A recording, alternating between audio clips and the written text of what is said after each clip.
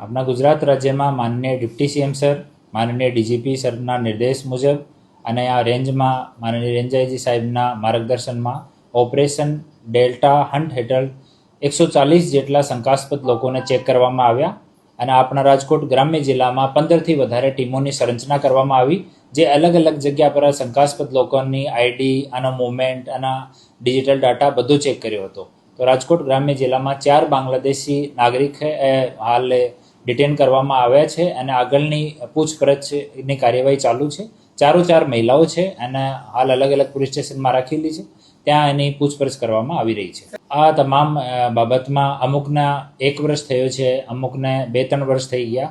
આનો જો સમયગાળો છે એ અલગ અલગ છે. તો તમામ વિષયમાં હાલ ઇન્વેસ્ટિગેશન ચાલુ છે. આને થોડો લેંગ્વેજનો પણ ઇસ્યુ છે. આનો બાંગ્લા ભાષા જ આવડે છે, એક ને હિન્દી આવડે છે વ્યવસ્થિત, બાકી બાંગ્લા ભાષાનો ઉપયોગ કરે છે.